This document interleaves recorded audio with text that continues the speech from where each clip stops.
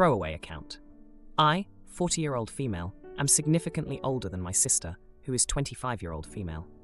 As such, after she was born, I was repeatedly overlooked and forced to take on parental responsibilities by my parents in favor of her. Examples of this include giving my old clothes and toys to her, without my permission, rather than keeping them as a memento of my childhood. In short, my inner child has had to undergo a lot of healing over the years. I have limited contact with my parents and sister, but apparently she is engaged and wants me to be a part of the wedding party. Now, I am not comfortable around children of any age. It is a result of my traumatic experiences. Being around them brings about a sense of responsibility that reminds me of the neglect I endured at the hands of my family. My sister is aware of this, so I assumed that since she asked me to be in the wedding, it would be a child-free event. During a discussion, she mentioned that her fiancé's best friend's daughter would be serving as the flower girl, and our cousin's son would be the ring bearer. I reminded her that I would not feel comfortable around children, and expressed my disappointment that she would invite me to be in a wedding that is not child-free. She appeared sad for a moment, and informed me that there were many young children and families who are close to her and her fiancé, and the day would feel incomplete without them. She stated that if I really was unable to be around children to that extent, she would understand if I couldn't attend. I was shocked that she would uninvite me in favor of random kids, and it reminded me of being cast aside in favor of her when we were young. Therefore, I left the situation to collect myself. I attempted to ask my parents to talk some sense into her, but unsurprisingly, they took her side. At this point, I was deeply hurt and needed an outlet, so I did something that might make me the bad person.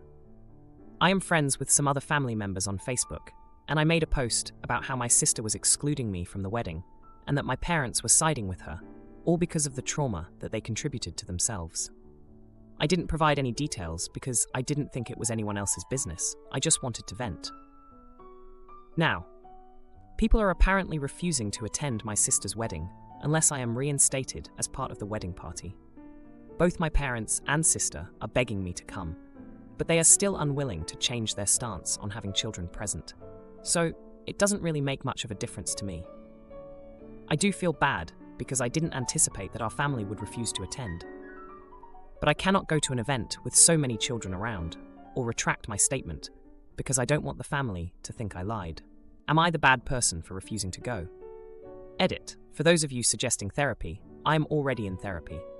My therapist is incredible and has helped me realize the profound impact my past has had on me. I have yet to discuss the Facebook post with them, but we'll see what they have to say. Now for a few comments before the update. Comment 1. I have a hard time believing this is real because your stance is so unreasonable and narcissistic that it sounds like clickbait. But in the event that this is genuine and you still don't know, then yes, you're the idiot. Your sister doesn't want a child-free wedding, and it's her wedding and her choice. You don't like it? You don't have to go. You are free to make that decision. You don't get to dictate the invite list of someone else's wedding and then try to sabotage it out of spite. You can't be that dense that you are on here trying to justify your behavior and ask with sincerity if you're a jerk or not. If your childhood trauma is so bad that even being in the same vicinity of a child triggers you like this, then that is unfortunate, but it is your issue to deal with, and yours alone. The world isn't going to bend to you like this. What do you do when you go to a supermarket or a restaurant or anywhere where a child might be present? How do you live like this? Also, it's very common for younger siblings to inherit hand-me-down clothes and toys from older siblings who no longer need or use them. I certainly did. Are your parents supposed to keep them in a shrine in memorandum of your eternal brilliance? Get over yourself. Comment 2. There's certainly nothing wrong with you not attending a wedding where you will feel uncomfortable. Heck, there's nothing wrong with you not attending a wedding for no reason at all other than you don't feel like going. But that's not what you're doing here. You publicly lied about being kicked out. You simply weren't able to dictate that others get uninvited because they might make you uncomfortable. It's not your wedding. You could just not go. You didn't have to make false claims. You're the idiot. Oh, and do seek therapy. I don't doubt that you have traumas from how you were treated in the past. But a parent giving a younger sibling clothes or toys that an older sibling outgrew is not an example of being overlooked or parentified. You would likely benefit from discussing with an unbiased third party. Now for the update. Hey everyone, throwaway account here. A lot has happened since my last post, and I wanted to give you all an update on the situation with my sister's wedding. So, after I made that Facebook post, things really blew up. My sister was getting calls left and right from family members who were upset about what I said. They couldn't believe she would exclude me over something like this. My parents were caught in the middle, trying to calm everyone down, but it wasn't working. Everyone was taking sides, and it was a mess. Now, let me give you some backstory. My sister and I have always had a rocky relationship. When she was born, I was already a teenager, and I felt like my parents just handed over all my stuff to her without asking. They always made me feel like I had to be the responsible one, and she got away with everything. It's like I was the trial run, and she was the golden child. This wedding drama felt like history repeating itself. Anyway, back to the update. My sister finally called me, and we had a long talk. She apologized for making me feel left out, and explained that she really wanted me there. She said she didn't realize how deep my issues with children were. I told her about the years of being forced into a parental role and how it affected me. She seemed to understand, but she still wouldn't budge on the no kids rule. Then, out of nowhere, my sister's fiancé called me. We'd never been close, but he said he wanted to clear the air. He told me he had no idea about my past and that he was sorry for any pain this was causing. He even offered to talk to my sister about maybe having a compromise, like a separate area for the kids during the ceremony, so I wouldn't have to be around them. I was starting to feel hopeful that we could work something out. But then, the next day, I got a call from my aunt. She was furious with me.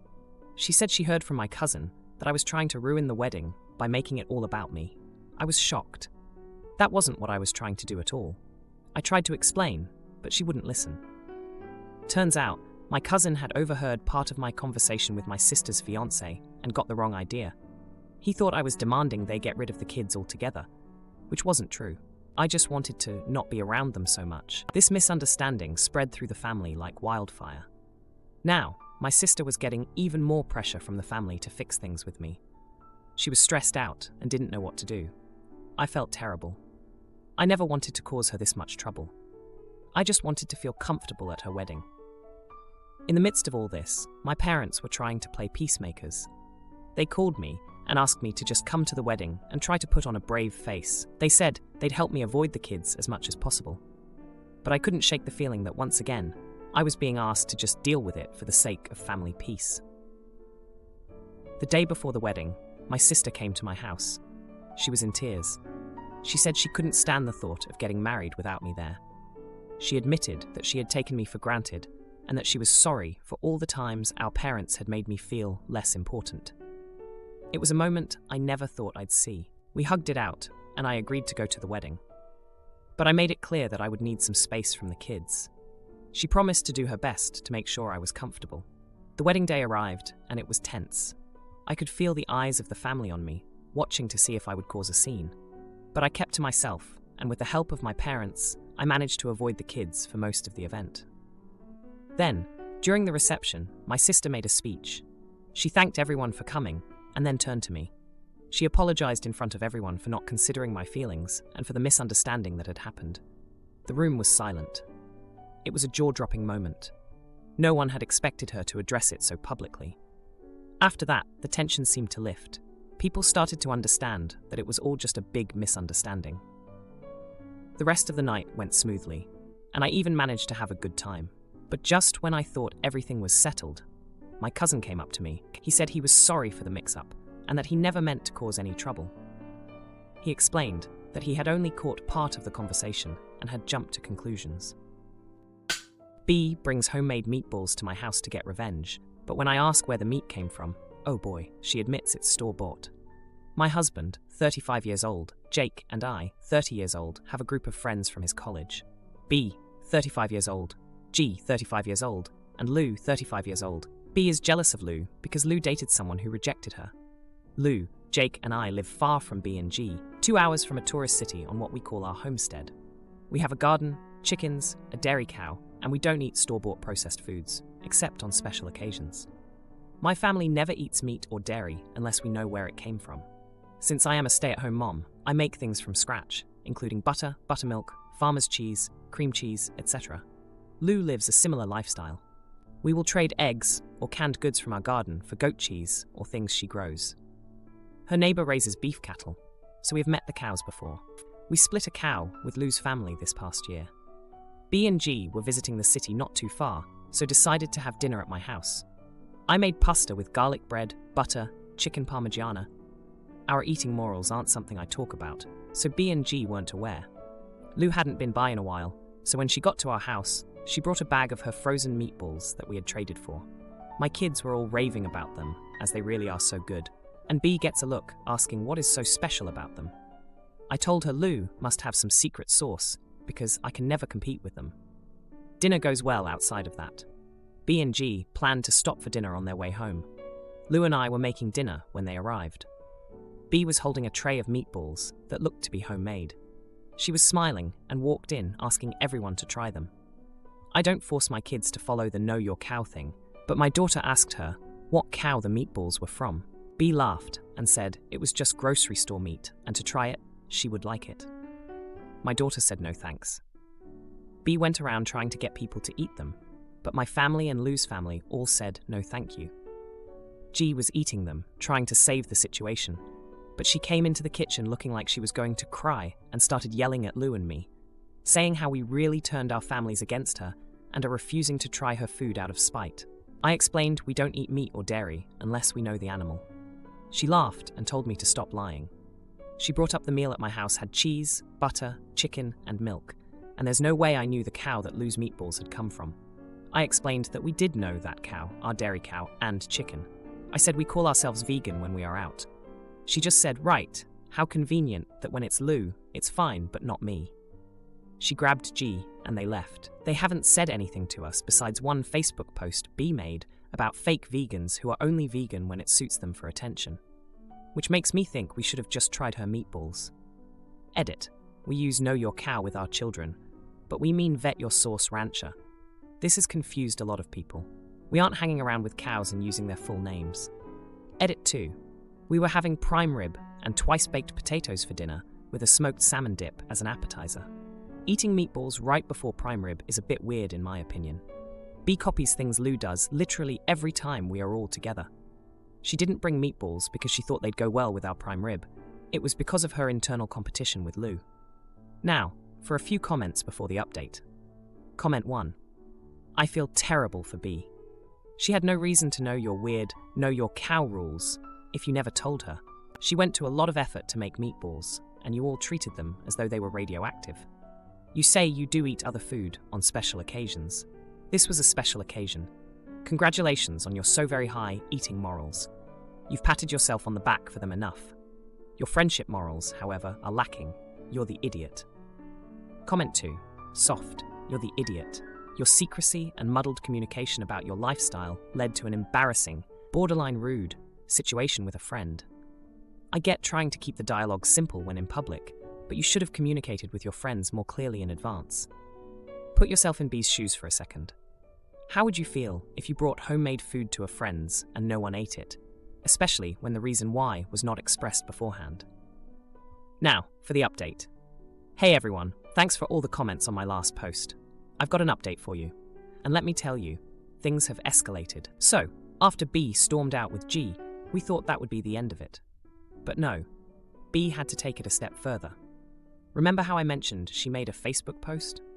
Well, it turns out she didn't just stop there. She started messaging our mutual friends, spinning a story about how we were shaming her for not living up to our elitist standards.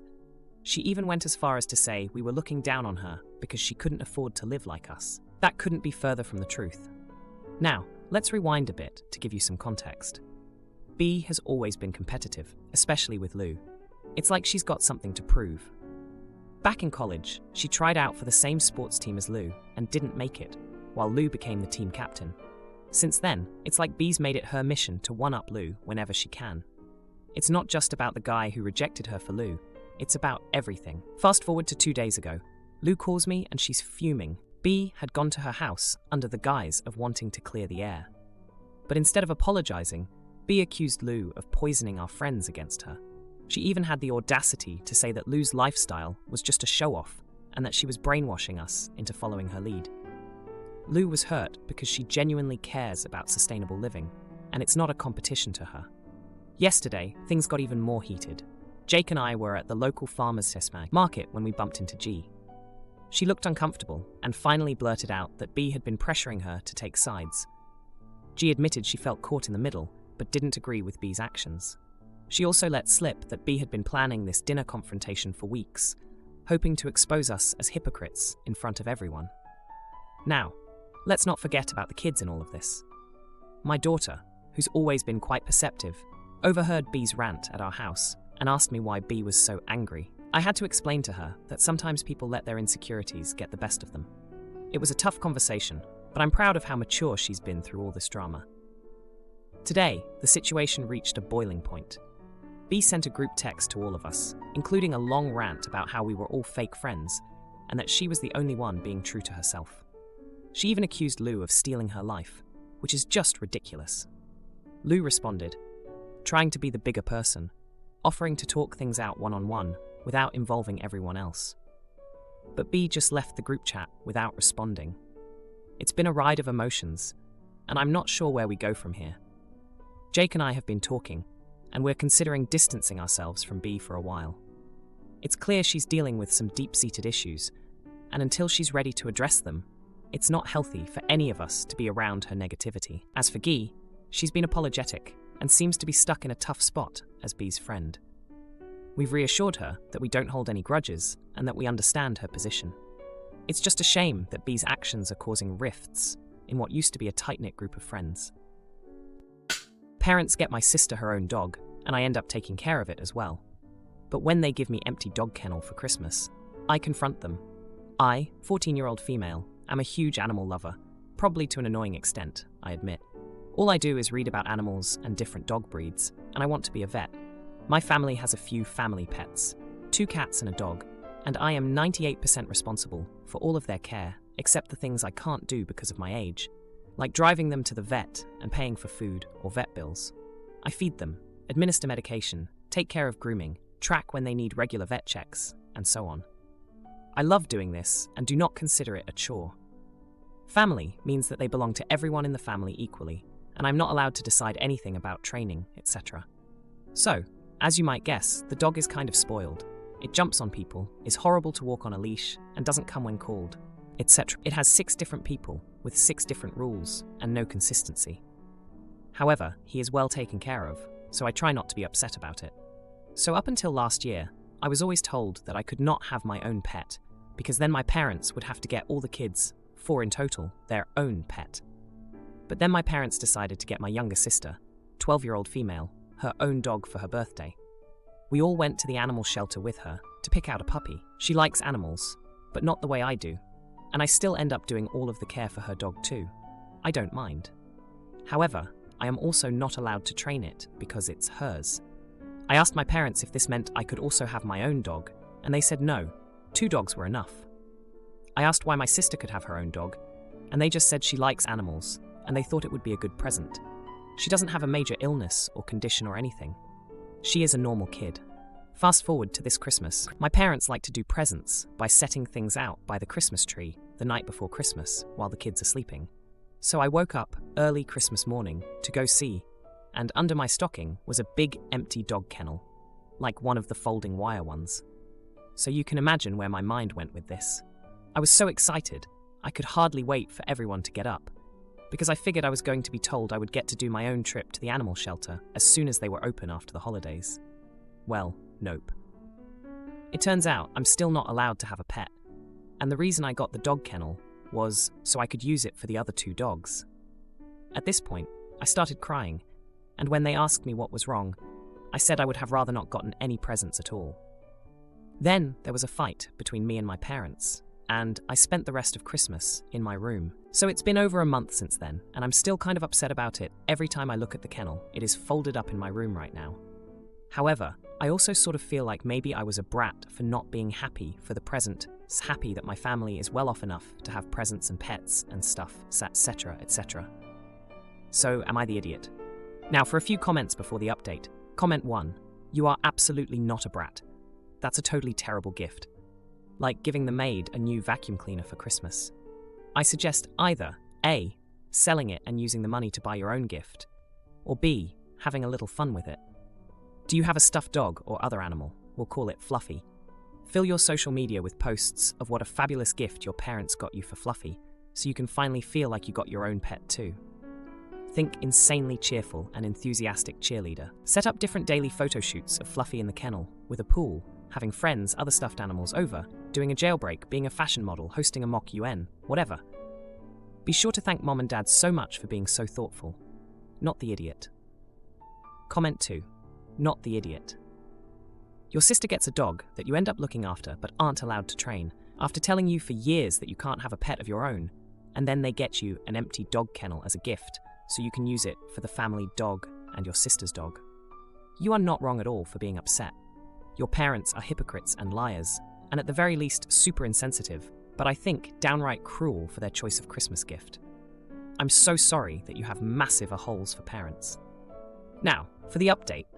Hey Reddit, it's me again, the girl who got a dog kennel for Christmas but no dog. It's been 3 days since my last post, and boy, do I have an update for you all. Remember how I mentioned that my sister got her own dog last year? Well, turns out she's been getting bored with the responsibilities that come with it. I've been picking up the slack as usual, feeding, walking, and training her dog along with our other family pets. I didn't mind at first because, I love animals. But things took a turn for the worse. 3 days ago, I overheard my parents talking about how my sister wasn't taking care of her dog properly. They were considering rehoming it because they didn't want the responsibility. I was shocked. I couldn't believe they would just give away a pet like that, especially when I was right here, willing to do all the work. I confronted them about it, and they said it was for the best, since my sister had lost interest. I argued that I could take over full responsibility for the dog, but they shut me down, saying 2 dogs were enough for the family to handle. Now, here's where the injustice really hits. My sister, overhearing our conversation, decided she didn't want to give up her dog after all. But instead of stepping up her game, she demanded that I do even more for her pet. She wanted me to train it to do tricks and be more obedient, but she still insisted it was her dog and that she would be the one to show it off to her friends. I was fuming. I've been taking care of these animals for years, and now I was being taken advantage of. I told my sister that if it was her dog, she needed to take care of it herself. She threw a tantrum, and my parents sided with her, saying I was being selfish and unreasonable. The next day, I decided to take a stand. I stopped doing all the extra work for my sister's dog. I still took care of the family pets because I couldn't bear to see them neglected, but I refused to do anything extra for her dog. My sister was furious. She had to cancel plans with her friends because she had to stay home and take care of her dog. But it didn't end there. Yesterday, my sister tried to take her dog for a walk by herself, and it was a disaster. The dog, not used to her handling the leash, pulled her down the street, and she ended up with scraped knees and a bruised ego. My parents blamed me for not helping her, saying it was my fault she got hurt.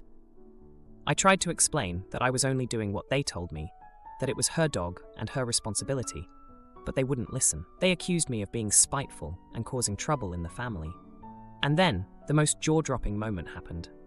My sister, in a fit of anger, let slip that she only wanted the dog because she was jealous of the attention I got for taking care of the family pets. She admitted she never really wanted the responsibility, just the praise. My parents were stunned. They had no idea she felt that way.